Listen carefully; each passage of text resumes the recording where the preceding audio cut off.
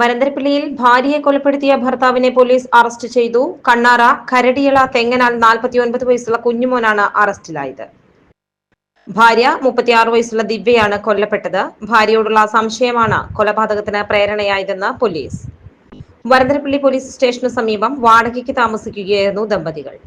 കുടുംബ വഴക്കിനെ തുടർന്ന് ദിവ്യയെ നൈലോൺ ചരട് ഉപയോഗിച്ച് കഴുത്തിൽ മുറുക്കി കൊലപ്പെടുത്തിയതാണെന്ന് പ്രതി കുറ്റസമ്മതം നടത്തി. തിങ്കളാഴ്ച രാവിലെ കുഞ്ഞുമോനെ കുട്ടേലിപ്പാടത്തുള്ള വാടക വീട്ടിലെത്തിച്ച് പോലീസ് തെളിവെടുപ്പ് നടത്തി. ഇവരുടെ വീടിന് സമീപത്തുള്ള പാടത്തുള്ള കുളത്തിലേക്കാണ് ദിവ്യയെ കൊലപ്പെടുത്താനായി ഉപയോഗിച്ച ചരട് കുഞ്ഞുമോൻ വലിച്ചെറിഞ്ഞത്. ഇത് ഇയാൾ പോലീസിന് കാണിച്ചു കൊടുക്കുകയും ചരട് കണ്ടെടുക്കുകയും ചെയ്തു.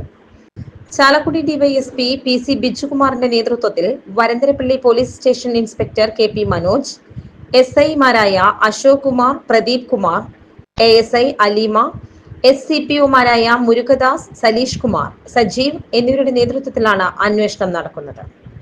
സംഭവം നടന്നത് ശനിയാഴ്ചയാണെങ്കിലും കൊലപാതകമെന്ന നിഗമനത്തിൽ പോലീസ് എത്തിയത് ഞായറാഴ്ച രാവിലെയാണ്. ദിവ്യയുടെ മുഖത്തും കഴുത്തിലുമുള്ള ചില പാടുകൾ പോലീസിൽ സംശയം ജനിപ്പിച്ചു. ദിവ്യയുടെ ബന്ധുക്കൾ ആദ്യം പരാതി ഉന്നയിച്ചില്ലെങ്കിലും പോലീസിന്റെ നിഗമനങ്ങളിൽ വീട്ടുകാർക്കും സംശയമുണ്ടാവുകയായിരുന്നു. ഇതോടെ ദിവ്യയുടെ ഭർത്താവ് കുഞ്ഞുമോനെ പോലീസ് കസ്റ്റഡിയിലെടുക്കുകയായിരുന്നു. പക്ഷേ ദിവ്യ മരിച്ച വിവരം അയൽവാസികളോടും മറ്റും ആദ്യം മറച്ചുവെക്കാനും കുഞ്ഞുമോൻ ശ്രമിച്ചു.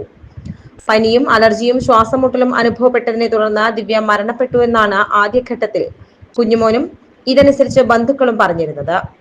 മൃതദേഹം ഫ്രീസറിലേക്ക് മാറ്റുകയും ചെയ്തിരുന്നു.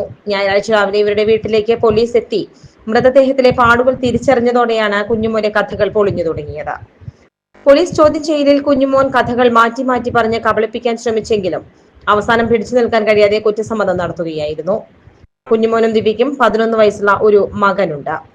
വേലുപ്പാടം വെട്ടിങ്ങപ്പാടം പാറയ്ക്ക ഗംഗാധരന്റെയും ഷീലയുടെയും മകളാണ് മരിച്ച ദിവ്യ.